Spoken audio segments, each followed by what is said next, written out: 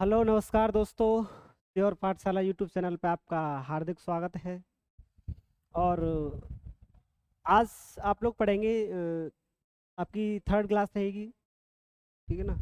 जो पिछली क्लास में आपने सीखा था उसके बारे में थोड़ा सा इंट्रोडक्शन कराते हैं आपका। उसके बाद में आपकी अगली क्लास के लिए बढ़ेंगे। आपने पिछली क्लास में वर्णमाला सीख चुके थे आप, ठीक है ना।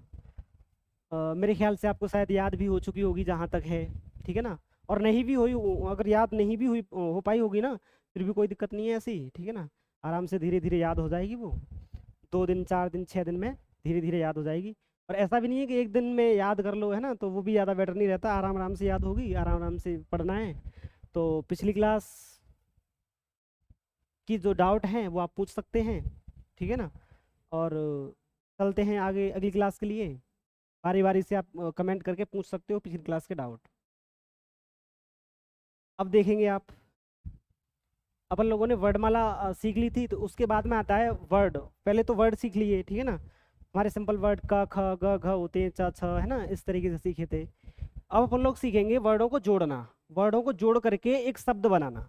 अभी क्या है कि सिंपल शब्द बनाएंगे, ठीक है ना, बिना मात्राओं वाले, बिना स्वरों वाले। उसके बाद में स्वरों वाले शब्द बनाएंगे। तो इस तरीके से धीरे धीरे धीरे धीरे आगे बढ़ते जाएंगे, ठीक है ना। और जो भी डाउट हो उसे आप कमेंट करके ज़रूर पूछा करें, ठीक है ना। और एक बार बताएं कैसी वीडियो वीडियो लगती है, कैसी नहीं लगती, ठीक है ना। तो उसके बारे में भी जानकारी दिया करें। आप लोग बताएंगे तभी पता चलेगा कैसी क्या स्टेनो पढ़ाई जा रही है, ठीक है ना। तो आप लोग बताएंगे नहीं तब तक क्या पता चलेगा।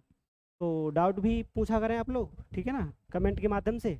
अब आप आगे बढ़ते हैं, ठीक है ना। तो अब हमने वर्डमाला सीख ली है। वर्डमाला के बाद में आता है अपना वर्डों को जोड़ना, जैसे शब्द बनाना। अभी सिंपल शब्द बनाने हैं, ठीक है ना।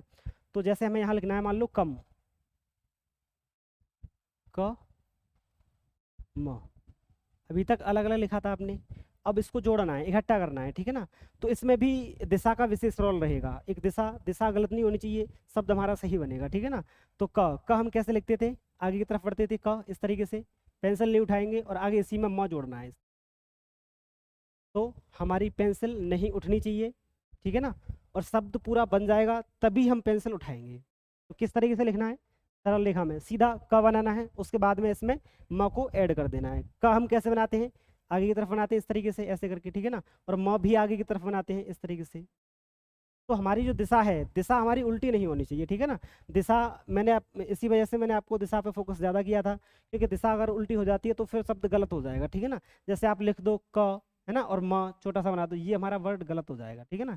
इस बात का विशेष ध्यान रखना, आगे की तरफ ही बढ़ना है, बैक नहीं आना, ठीक है ना। वैसे भी हिंदी लिखते हैं या फिर इंग्लिश लिखते हैं, उसमें आगे की तरफ बढ़ते हैं, ठीक है ना। तो उसी प्रकार से बच्चों हम आगे की तरफ बढ़ेंगे, ठीक है ना। जैसे अब हमें लिखना है यहाँ पे, मान लो कि क और प लिखना है, इस तरीके से देखेंगे।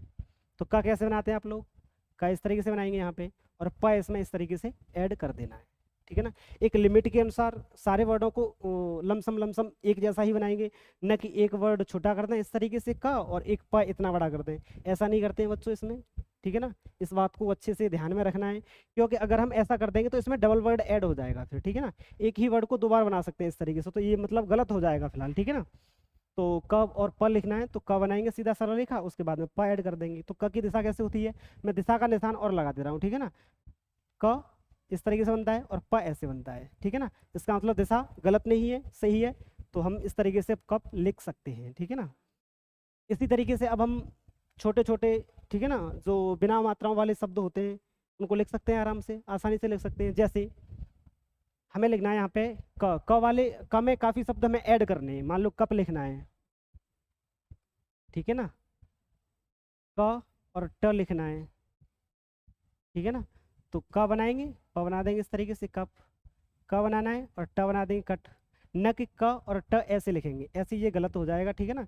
ये वाला सही रहेगा, ध्यान रखना इस चीज़ का। कट, ट की दिशा ऐसे नहीं होती है, ऐसे करके ट हम नहीं बनाते हैं, ट हम बनाते हैं ऊपर से नीचे की तरफ इस तरीके से, ठीक है ना। तो ये वाला हमारा सही रहेगा, ऊपर से नीचे की तरफ वाला। तो क और ट इस तरीके